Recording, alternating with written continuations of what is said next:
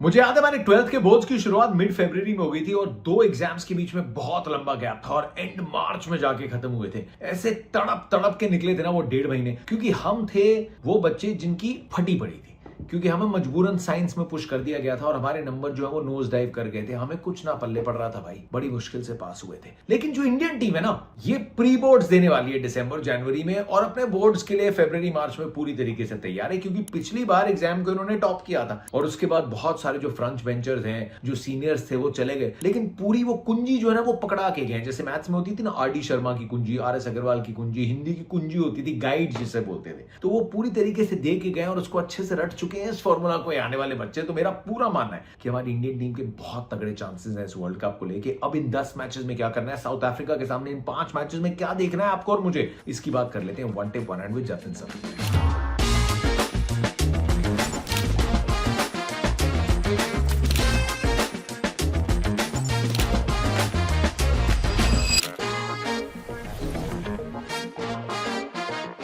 भाई देखिए, the big guns are back. Big guns, as you can see, some of them are right behind me. Hardik Pandya is right here, looking very sharp. हमारे cricket icons के अवतार में, अगर आपको भी चाहिए, एक्चुअली 2-3 साइजेस में अवेलेबल हैं ये।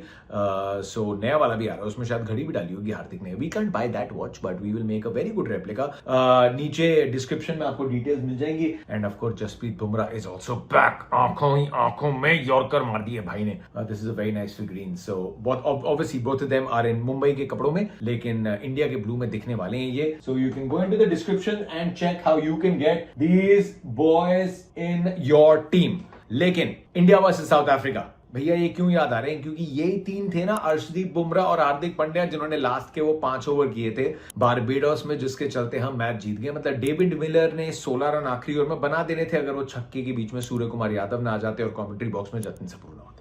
I have nothing to do with it, but what a beautiful memory. दोनों टीम्स कंटेंडर्स इस वर्ल्ड कप में भी रहेंगी। इंडिया ऑफ कोर्स, लेकिन साउथ अफ्रीका यहाँ 5 मैच खेल रही है, उसके बाद घर पे जाके there going to play SA20, मतलब प्रॉपर T20 समर सीजन उनका। उसके बाद 3 मैच वेस्ट इंडीज, तो 8 इंटरनेशनल मैचेस और एक पूरा महीना T20 क्रिकेट जो उनका IPL होता है, और फिर आएंगे इस वर्ल्ड कप में। I think India and South Africa are again going to meet in a knockout. Condition जो है ना भाई, वो बड़ी इंटरेस्टिंग है, बिकॉज हम विव एंटर्ड विंटर और पहला मैच हम खेलने वाले हैं आज कटक में। उसके बाद हम जाने वाले हैं अप नॉर्थ, न्यू चंडीगढ़, रात का टेम्परेचर 5 डिग्री, धर्मशाला रात का टेम्परेचर 1-2 डिग्री। तो इस ठंड में हम 2 मैचेस खेलने वाले हैं। उसके बाद लखनऊ आएंगे, कुक्कड़ वहां पे भी जमेगा, और फिर जब तक अहमदाबाद पहुंचेंगे तब तक शायद थोड़ी राहत आए। लेकिन उम्मीद करेंगे कि स्कोर लाइन जो है वहां से थोड़ी गर्माइश मिल रही है भारतीय टीम को, बट इतनी ठंड नहीं होगी जब हम फरवरी मार्च में खेलेंगे। सो आई थिंक द कॉम्बिनेशन जो हमें इस सीरीज में देखने को मिलेगा, जब इतनी अगर ठंड है, you can't expect a lot spinner से। स्पिनर्स को थोड़ी उंगलियों का ज्यादा काम करना पड़ता है, ऑल्दो 4 ही ओवर है, इट्स नॉट की रॉकेट साइंस, लेकिन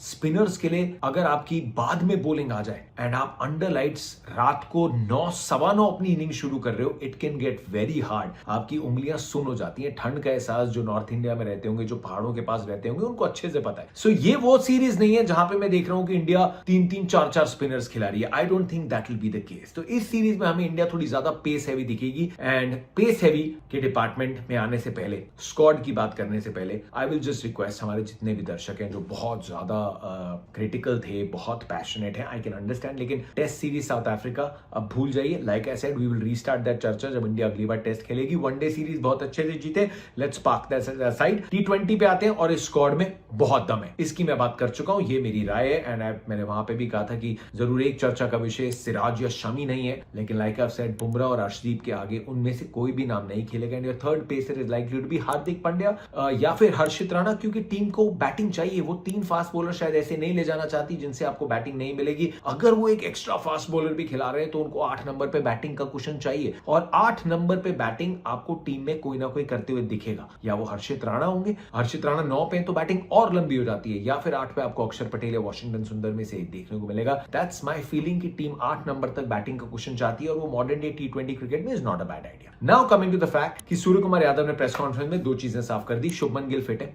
पूरी तरीके से अवेलेबल है। हार्दिक पांड्या आ गए, जसप्रीत बुमराह आ गए, टीम पूरी फिट है एंड उन्होंने बोला कि हम ये तैयारी जो है ना ये पिछले 1.5-2 साल से कर रहे हैं, विच इज गुड, और ये दिख भी रहा है। और उन्होंने कहा कि ओपनर्स के अलावा बैटिंग ऑर्डर जो है थोड़ा सा ओवररेटेड है। आई अंडरस्टैंड टीम फ्लेक्सिबिलिटी की बात करी एंड इट्स गुड, 2-3 वो कॉम्बिनेशन अपनाना चाहते हैं। तो इस मैच के लिए कॉम्बिनेशन क्या हो सकता है? अभिषेक शर्मा और शुभमन गिल ओपन करते दिखेंगे। अभी भी अगर कहीं I don't think there is any issue with Shubman Gill, अगर इशू आता है तो वहीं पे फिर संजू सैमसन को ओपनिंग करने का मौका मिलेगा। Otherwise I think Jitesh is likely to start the series, जो हमें ऑस्ट्रेलिया में साइंस मिले थे। तो शुभमन गिल, अभिषेक शर्मा ओपन करते हुए दिखेंगे। 3-4 पे तिलक या Surya Kumar Yadav, and I think इन दोनों को अपनी पोजीशन लॉक कर देनी चाहिए। 3-4 पे फ्लेक्सिबिलिटी, लेफ्टी आउट हो तो लेफ्टी आ सकता है, राइटी आउट हो तो राइटी आ सकता है, बट 3 या 4 पे स्काई और तिलक के बीच में ही खेलना चाहिए। Why I will tell you in a moment. 5-6 पे शिवम दुबे और हार्दिक पांड्या। अगर इन दोनों पावर हिटिंग आपको चाहिए और आप Sanju Samson as a batter की तरफ नहीं देख रहे क्योंकि आपको इन दोनों से डुअल रोल मिलता है, तो 5-6 शिवम दुबे और हार्दिक पांड्या, उसके बाद Jitesh Sharma. So that now takes you to number 7। 8 number पे आपको अक्षर पटेल। तो आपके पास 2 मीडियम पेस के ऑप्शंस है। आई एम सेइंग ड्यू में अगर बॉलिंग ज्यादा करने को मिलती है इतनी ठंड में, सो यूड रादर हैव पेसर्स और मीडियम पेसर्स का क्वेश्चन। 8 नंबर पे वॉशिंगटन सुंदर या अक्षर पटेल। 9 नंबर पे वरुण चक्रवर्ती या कुलदीप यादव में से कोई, और 10-11 पे अर्शदीप और जसप्रीत बुमराह। एक तो अर्शदीप जसप्रीत बुमराह साथ में उतना नहीं खेले। जसप्रीत बुमराह से हम पावर प्ले में बहुत बॉलिंग करा रहे हैं और ऐसा नहीं कि बहुत विकेट्स मिली हो, क्योंकि टीम्स बुमराह के सामने ध्यान से खेलते हैं, उनको विकेट ना देने में अपनी जीत समझते हैं। फिर हमें जसप्रीत बुमराह का सिर्फ 1 ओवर डेथ में मिलता है, जहां पे अगर टीम की विकेट्स नहीं मिली, that's where they try to go big. So I think Arshdeep और बुमराह। अर्शदीप का खेलना इंपॉर्टेंट है। ऑफ कोर्स हार्दिक पांड्या दूसरे पेसर की भूमिका निभा सकते हैं, बिल्कुल निभा सकते हैं, लेकिन इन कंडीशंस में, और वहां पे भी फरवरी मार्च जो होगा, it will still be early on, winter खत्म हो रहा होगा, उतनी गर्मी नहीं आई होगी, so you may not have इतनी ड्राई कंडीशंस कि आप 3 या 4 स्पिनर्स की तरफ जाएं। यू अंडरस्टैंड कि रोहित क्यों 4 स्पिनर्स को लेके बारबेडोस गए थे। यहां पे 3 स्पिनर्स में भी 2 मिस्ट्री, एक मिस्ट्री और एक रिस्क स्पिनर खेल रहा है। 2 फैंटास्टिक अटैकिंग ऑप्शंस। हो सकता है अक्षर पटेल में से कोई एक बैटर के तौर पे खेले, but you would like to see Bumrah और अर्शदीप, क्योंकि नई बॉल से विकेट्स मिलती हैं ज्यादा। वो नई बॉल के स्पेशलिस्ट इन अ वे हार्दिक पांड्या और जसप्रीत बुमराह से भी ज्यादा है, बिकॉज बुमराह भी T20s में बहुत बार फर्स्ट चेंज आते हैं। He is brilliant in all the faces, लेकिन अर्शदीप स्विंग दोनों तरफ कराते हैं and he is a little more of a new ball specialist. 100 से ऊपर विकेट लिए हैं एंड आई थिंक अर्शदीप को और गेम टाइम मिलना चाहिए। तो बुमराह और अर्शदीप का कॉम्बिनेशन साथ में, हार्दिक पांड्या से बॉलिंग आप देखनी चाहते हैं, Varun Kuldeep you want to see them, Akshar से बैटिंग आप बहुत देखना चाहते हैं, एंड आई वुड से अक्षर वॉशिंगटन सुंदर से आगे स्टार्ट करते हैं मेरे लिए। लेकिन बैटिंग में coming back to the point, क्यों लॉक कर देना चाहिए? आई अंडरस्टैंड टीम के लिए कि हमें पूरी फ्लेक्सिबिलिटी चाहिए। अगर हम तिलक और शिवम दुबे को स्वैप करते हैं, क्योंकि हम मानते हैं कि शिवम दुबे स्पिन को बहुत अच्छा हिट करते हैं, यार तिलक वर्मा भी करते हैं। तिलक वर्मा की स्ट्राइक रेट नंबर 3 पे, जहां 200 इसी टीम के सामने आए हैं, 163 की है, क्योंकि उस रोल पे उन्होंने अडेप्ट किया है। मुंबई के लिए भी जो अच्छा सीजन आया है वो 3-4 पे बैटिंग करके ही आया है।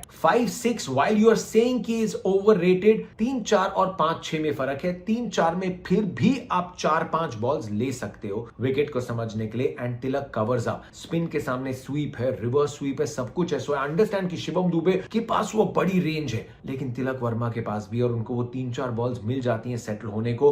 सूर्य Kumar Yadav again can get going from the word go, लेकिन he also explodes much better जब वो भी 2-3-4 बॉल्स ले लेते हैं। तो 3-4 पे left right combination is fine. Lefty out हुआ तो लेफ्टी आ जाए, राइटी आउट हो तो राइटी आ जाए, बट 3 का प्लेयर सीधा 6 पे आए एक मैच में, 6 का प्लेयर सीधा 3 या 4 पे आए एक मैच में। दिस फ्लेक्सिबिलिटी इज ग्रेट, लेकिन मेरा क्वेश्चन सिर्फ ये है कि क्या इसकी जरूरत है? क्योंकि सूर्या तिलक स्पिन पेस दोनों बहुत अच्छी खेलते हैं। शिवम दुबे स्पिन पे एक्स्ट्रा अटैक करते हैं, लेकिन ही शोन ऑल द साइंस की पेस के खिलाफ भी बहुत काम किया है उन्होंने। हार्दिक पांड्या पेस के खिलाफ ज्यादा बेटर है, he is much better against, क्योंकि रिस्ट स्पिन के सामने बीच में आते हैं। देन आप हार्दिक पांड्या को कह रहे हो कि आप थोड़ा सोच समझ के खेलो। इट्स बेस्ट अगर हार्दिक को फिनिशर का रोल देना है, हार्दिक और जितेश को, तो 15 ओवर के बाद ही आने दो उन दोनों को। 15 के बाद आओ, सीधा आके मारो, that's what the role should be. फिर आपके पास अक्षर का भी बैकअप है। So while flexibility is great, लेकिन थोड़ा और इन मैचेस में जिसने जहां बैटिंग ज्यादा करनी है ना, वहीं पे बार बार मौके मिले कि ये सिचुएशन में कैसा लग रहा होगा, क्या इक्वेशन है, कितना अपने आप को टाइम दे सकते हैं, they can settle in more. So this is all that India can get from this series. Obviously अब रिजल्ट्स के बारे में देखेंगे क्योंकि अब आप ऑलमोस्ट सिमुलेट कर रहे हैं कि ये वर्ल्ड कप चल रहा है, वर्ल्ड कप में सामने ये टीम है, so results are going to matter. आप कॉम्बिनेशंस ट्राई करना चाहते हैं लेकिन results are going to matter. मैं expecting India goes on to win this series क्योंकि वैसी टीम है, पर चैलेंज अच्छा आएगा सामने क्योंकि पेस आपको क्वालिटी मिलेगी, आपको हेनरिक नोकिया मिलेंगे, आपको इंगीडी मिलेंगे, आपको कॉर्बिन बॉश मिलेंगे, आपको मार्को यानसन मिलेगी. Pace will be the key factor South Africa के लिए क्योंकि स्पिन डिपार्टमेंट में आपके पास या तो जॉर्ज लिंडा का एक ऑलराउंड ऑप्शन है या फिर केशव महाराज है, कोई रिस्ट स्पिनर नहीं है. So they will go pace heavy. और बैटिंग लाइनअप में मार्करम के साथ टोनी डिजोर्सी तो अब चोटिल हो गए. I want to see Tristan Stubbs और डिवॉल्ट ब्रेविस कैसा खेलते हैं. डेविड मिलर जो वापस आ रहे हैं ऑलमोस्ट एक रिडेम्पशन स्टोरी पे, वो कैसा खेलते हैं. All departments will be tested. India will go in as favourites लेकिन दिस इज अ 60-40 वाला सीन है. अच्छी तैयारी होगी, मजा आएगा. एंड लाइक आई सेड, जिस प्लेयर ने जिस रेंज में खेलना है ना बैटिंग, उसको वहीं पे ज्यादा मौके मिले. That's what India want to do in this series. Match कैसा रहता है इसके बाद हम रिव्यू लेके आएंगे and will continue to build up in this series. आपके मन में क्या सवाल चल रहे हैं वो कमेंट सेक्शन में बताओ. आईपीएल के ऑक्शन का भी प्रीव्यू आने वाला है, so there is a lot coming. Like share subscribe. मैं चला पैडल.